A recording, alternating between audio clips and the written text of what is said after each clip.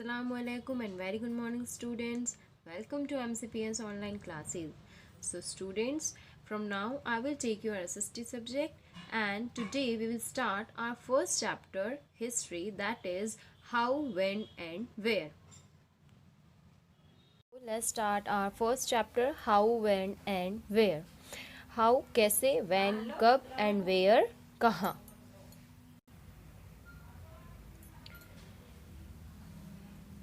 How important are dates. Dates जो है वो इम्पॉर्टेंट क्यों है, क्यों हम डेट्स को इम्पॉर्टेंट मान रहे हैं, कैसे है मतलब इम्पॉर्टेंट डेट्स को. डेट्स इसलिए इम्पॉर्टेंट है क्योंकि इनसे क्या पता चलता है हमको पास में क्या क्या चीज़ें कब हुई है उसके बारे में हमें पता चलता है कि कौन सी चीज़ कब हुई थी. अगर युद्ध वगैरह हुए हैं, वॉर हुए हैं तो वो कब हुए थे, ठीक है, और कौन से राजा किस टाइम पर आए थे, उन्होंने कितने टाइम तक राज किया हमारे यहाँ पर, या अगर हम देखते हैं कि उनकी डेली की एक्टिविटीज़ है वो कौन सा मतलब किस तरह के काम कब तक होते थे, कब नई नई तरह की खोज जो है वो कब हुई, तो डेट से ही हमें सारी चीज़ें पता चलेगी, है ना. तो इसलिए यहाँ पे ये बताया कि इंपॉर्टेंट कैसे है डेट्स, डेट्स को क्यों इंपॉर्टेंट मान रहे हैं, कैसे मान रहे हैं.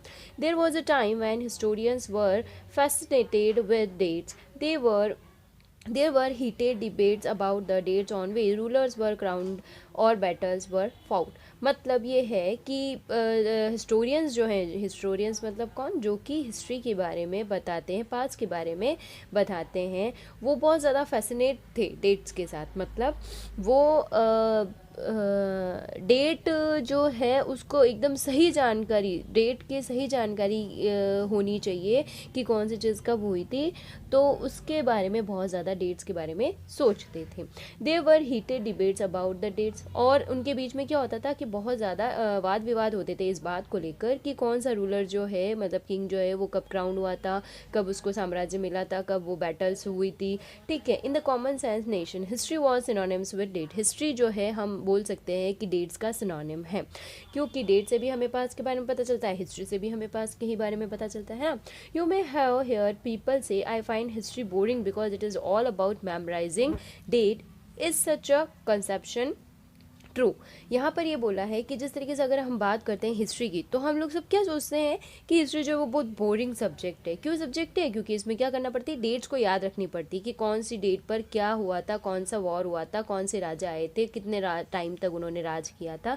तो ये डेट्स के बारे में बहुत ज़्यादा हमें याद रखना पड़ता है. तो यहाँ पे क्वेश्चन पूछा है कि क्या ये कॉन्सेप्ट सच में सही है, कि क्या ये बात सच में सही है कि हिस्ट्री जो है वो बहुत बोरिंग होती है. तो नहीं, ऐसा नहीं है.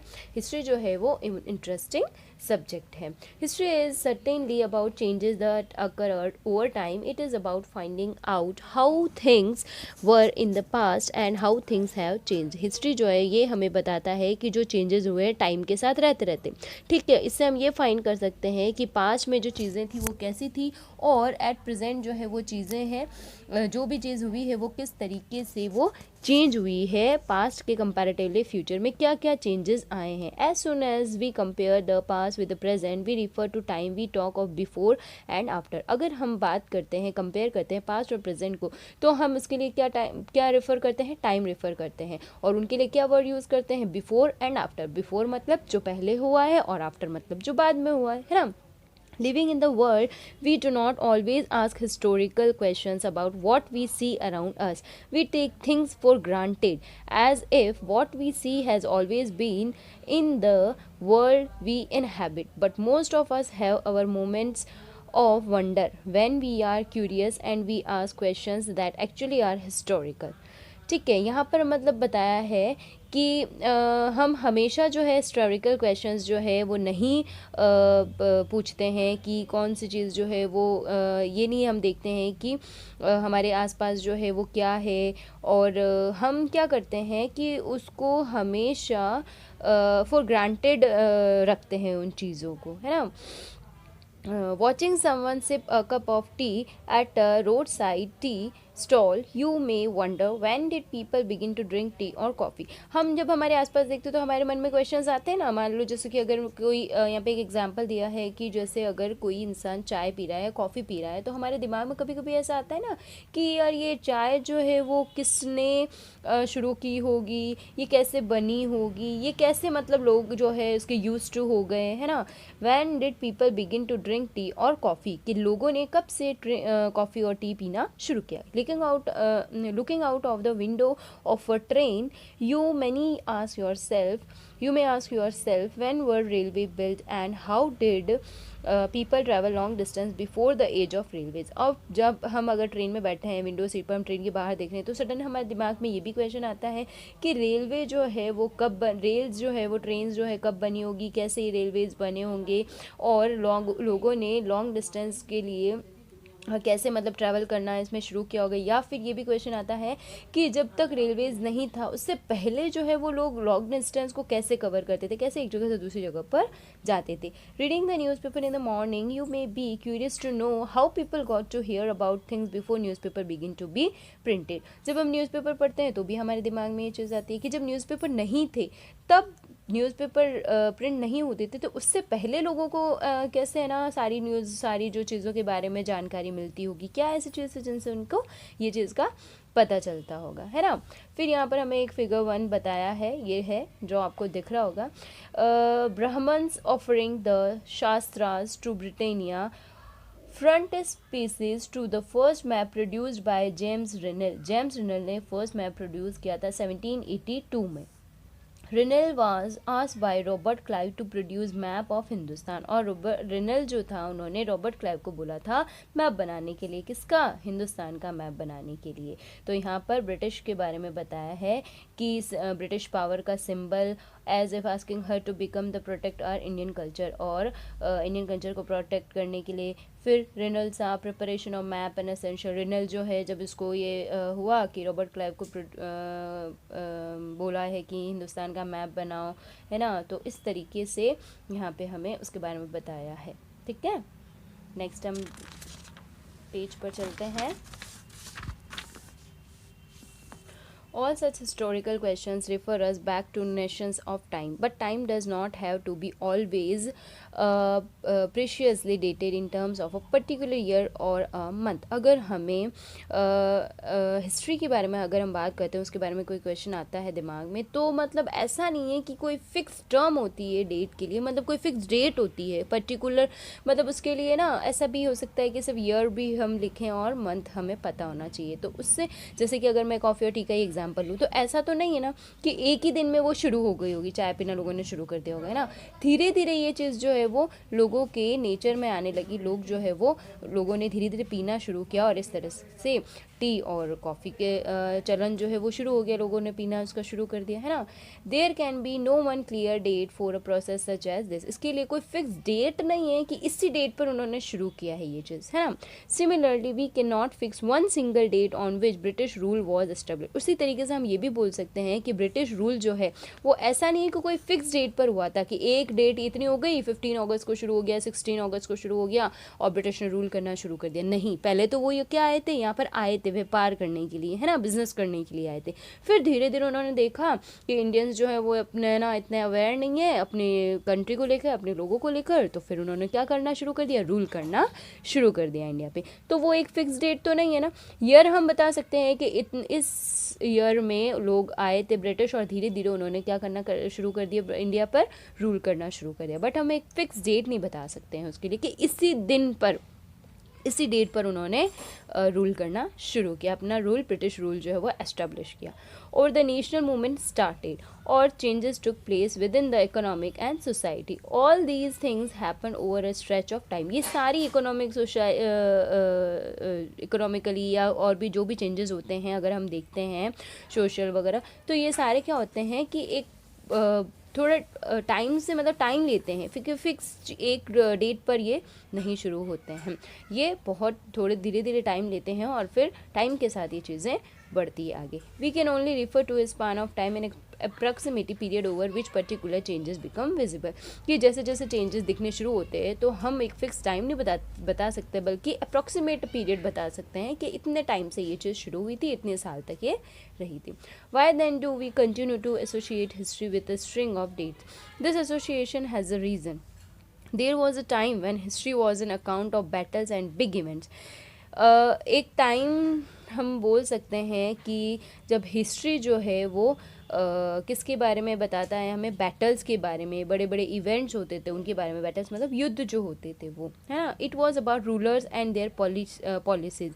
हिस्ट्री जो है उसको उसमें हम ये भी बता सकते हैं कि ये क्या है, रूलर्स के बारे में हमें बताता है, जो उस टाइम पर रूलर्स ने जो पॉलिसीज़ निकाली थी उनके बारे में बताता है ना. अब हिस्ट्री क्या क्या बता रहा है हमें, बैटल्स हुई थी उनके बारे में, बिग इवेंट्स होते थे, रूलर्स जो है कब आए थे, उन्होंने क्या क्या पॉलिसीज़ जो है वो यहाँ पर लागू की थी, ठीक है. और हिस्टोरियंस जो है वो किसके बारे में बताते हैं, a year king was crowned, कब वो क्विंग जो है वो क्राउंड हुआ था, कब वो राजा बना था, फिर कब उसकी शादी हुई थी, कौन से ईयर में उसके बच्चे हुए थे, या फिर उसने कौन कौन से वॉर जो है वो फॉट किए थे, और कौन से साल में वो मर गया था. And the year the next ruler और सक्सीडेड एंड थ्रोन, और उसके बाद में जब वो एक राजा मर गया तो उसके बाद में जो दूसरा राजा आया वो कब थ्रोन हुआ था, मतलब उसको कब राजा बना था.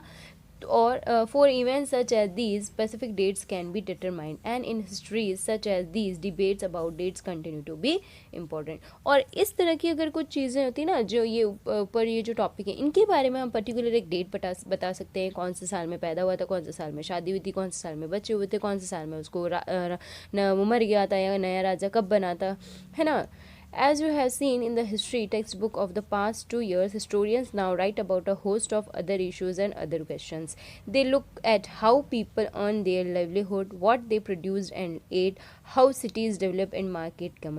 पहले जो था कि हिस्ट्री टेक्स्ट बुक जो है वो पिछले मतलब कुछ सालों में अगर हम देखते हैं तो हिस्टोरियंस जो है आजकल जो है वो क्या लिखने लग गए हैं, दूसरे इश्यूज़ के बारे में भी लिखने लगे. सिर्फ ऐसा नहीं है कि कौन राजा आया था, कितने साल राज किया, क्या किया, वो क्या लिखते हैं, लोग जो है वो कैसे कैसे अर्न कर रहे हैं अपना जीवन यापन करने के लिए, वो क्या क्या चीज़ प्रोड्यूस करते हैं, क्या खाते हैं, कैसे सिटीज़ जो है वो डेवलप्ड हो रही है, मार्केट जो है वो कैसे बन रहे हैं, है ना. And how kingdom of form, new ideas, culture, society, इन सारे हिस्टोरियंस जो थे इन सारी चीज़ों के बारे में भी उन लोगों ने क्या करना शुरू किया, लिखना शुरू किया, जो लोकल लोग जो होते थे उनकी लाइफ के बारे में भी, है ना.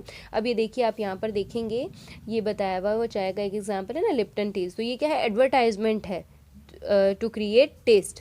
मतलब ये एक एडवर्टाइजमेंट, जैसे एडवर्टाइजमेंट से क्या होता है, लोग मतलब वो होते प्रभावित होते हैं कि अच्छा हाँ इतनी अच्छी चाय है या ऐसी है, हम भी ऐसी कॉफ़ी या चाय लेकर आएंगे घर में, है ना. तो ये एडवर्टाइजमेंट है, ठीक है. फिर है इसके बाद next topic, which dates. By what criteria do we choose a set of dates as important? The dates we select, the dates around which we compose our history of the past, are not important on their own. They become vital because we focus on a particular set of events as important. If our focus of study changes, if we begin to look at new issues, a new set of dates will appear significant. मतलब dates जो है वो जो हम select कर रहे हैं वो एक स्टोरी कंपोज करने के लिए है पास्ट के बारे में, कि अगर हमें पास्ट के बारे में पता करना है तो हमें क्या एक स्टोरी हमें मिल जाती है कि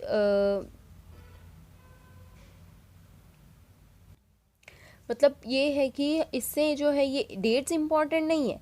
इम्पॉर्टेंट क्या है कि हमारा फोकस जो है वो उस इवेंट पर है, हमारा फोकस जो है particular set of events is important ये है कि वो इवेंट क्या है, किसके बारे में बात हो रही है ना. तो डेट जो है वो इतने ज़्यादा इम्पॉर्टेंट नहीं है, बजाय इसके कि जो स्टोरी हम पास्ट के बारे में बता रहे हैं, जो इवेंट हम बता रहे हैं वो इम्पॉर्टेंट है.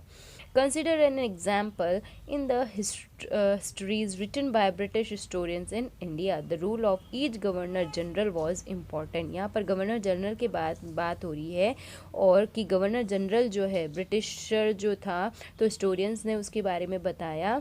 इंडिया में गवर्नर जनरल जो था वो उसने जो है जब फर्स्ट गवर्नर जनरल था जिसने रूल करना शुरू किया था, वो उसका नाम क्या है, वॉरेन हेस्टिंग्स. ये इम्पॉर्टेंट है, ठीक है. कि क्वेश्चन ये भी आ सकता है, ये कंपटीशन एग्जाम में भी आता है, इस तरीके का क्वेश्चन आता है कि फर्स्ट गवर्नर जनरल जो था इंडिया का वो कौन था तो वो ब्रिटिशर, ठीक है, लेकिन इंडिया में फर्स्ट टाइम गवर्नर जनरल बना था तो वो कौन बना था, वॉरेन हेस्टिंग्स बना था। And ended with the last viceroy, जो लास्ट वायसरॉय था वो कौन था, लॉर्ड माउंट बेटन, ठीक है। In the separate chapter we read about the deeds of others, और आगे जो चैप्टर्स आएंगे आपके उनमें हम इनके बारे में और भी पढ़ेंगे, और भी जो दूसरे गवर्नर्स वगैरह थे, वायसरॉय वगैरह थे, उनके बारे में भी हम पढ़ेंगे, ठीक है।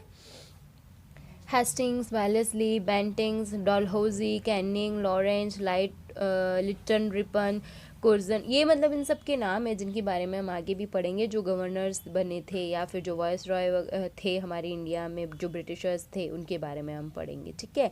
It was a seemingly never ending succession of governor generals and viceroy. All the dates in these history books were linked to these personalities, to their activities, policies, achievement. अब यहाँ पर हिस्टोरियंस जो थे उन्होंने इनके बारे में जो भी बताया, उनकी पर्सनैलिटीज़ के बारे में बताया है, वो क्या क्या एक्टिविटीज़ की उन्होंने, क्या क्या पॉलिसीज़ बनाई थी, क्या क्या उनको अचीवमेंट्स मिले थे, है ना।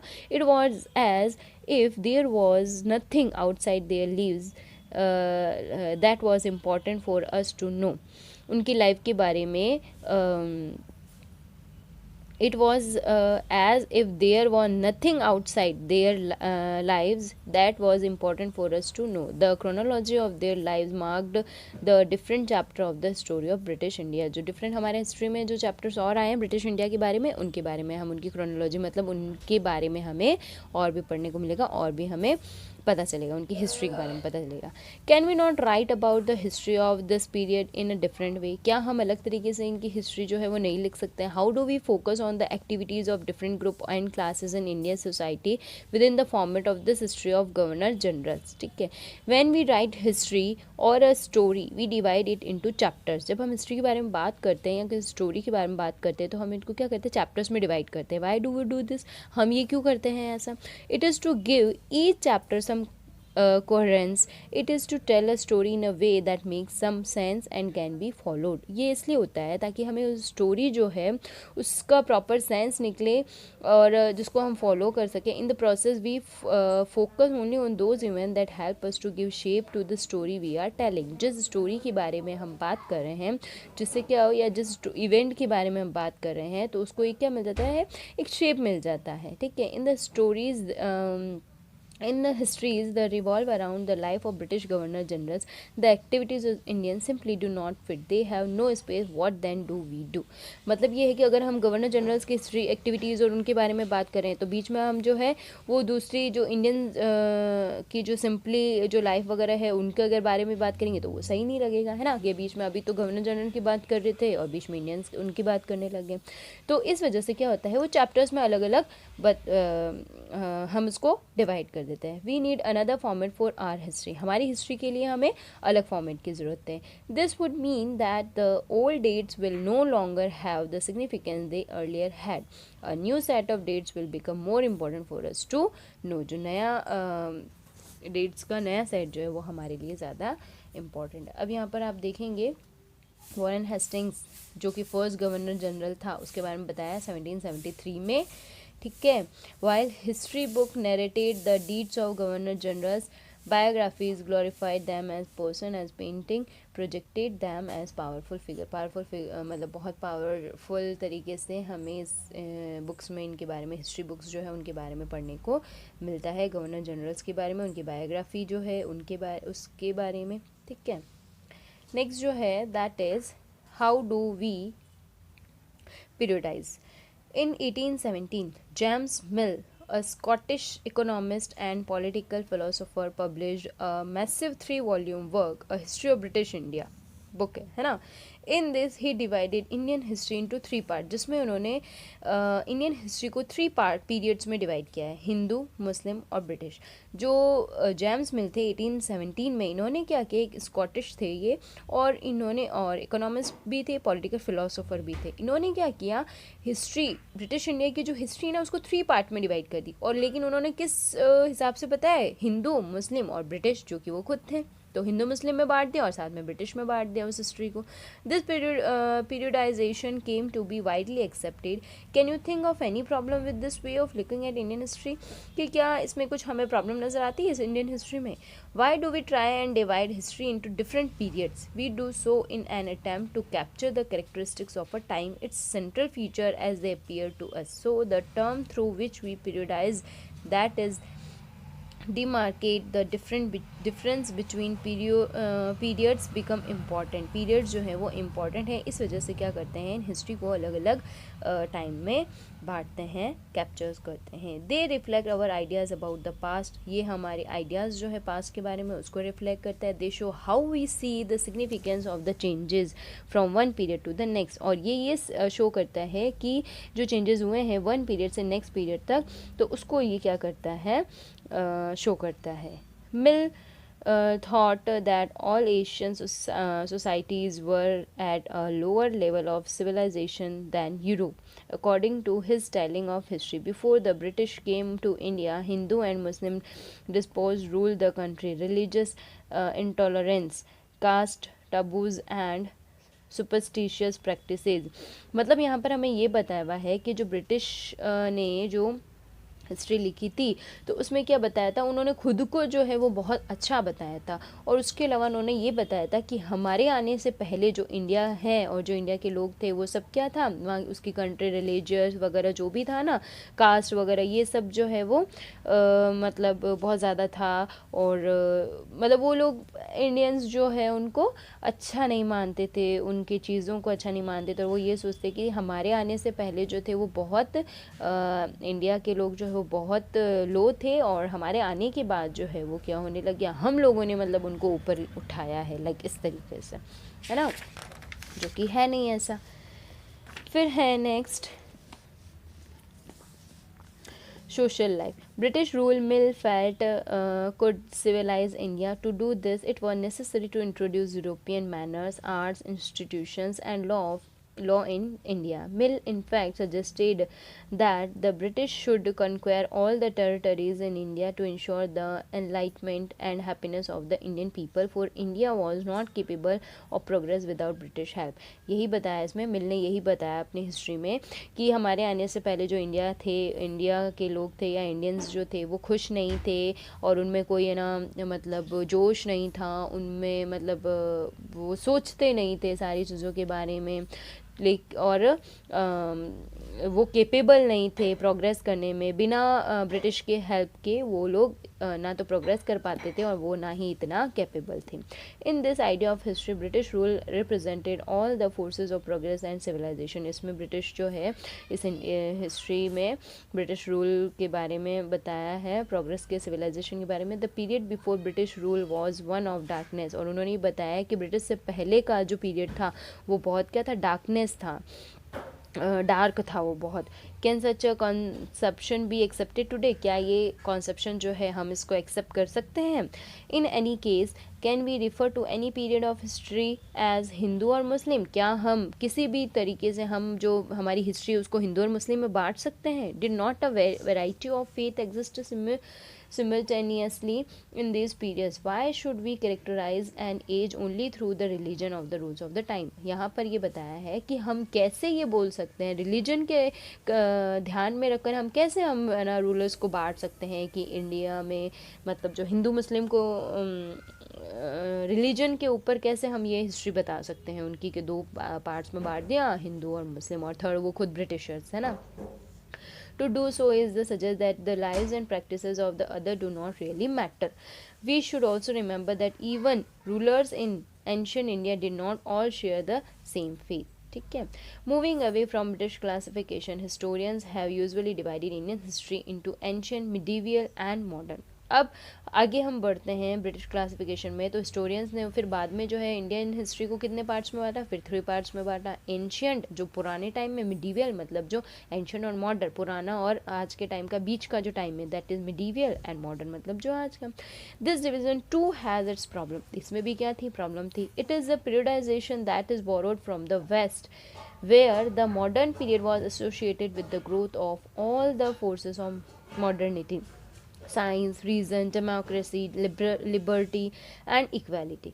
ठीक है, तो इसमें भी क्या था, ये प्रॉब्लम थी। मॉडर्न पीरियड जो था वो एसोसिएटेड था विथ सारी चीज़ों में ग्रोथ हुई है, साइंस में, रीजन में, डेमोक्रेसी, लिबर्टी, इक्वालिटी, है ना। Medieval was a term used to describe a society, और मिडीवल जो टर्म है उसको किस तरीके से डिस्क्राइब किया है, society where these features of modern society did not exist, जहाँ पर ये मॉडर्न सोसाइटी में ये जो भी फीचर्स हैं मॉडर्न सोसाइटी के उस टाइम में वो नहीं बताया उन्होंने, वो एग्जिस्ट ही नहीं करते हैं। Can we critically accept this characterization of the modern period to describe the period of our study?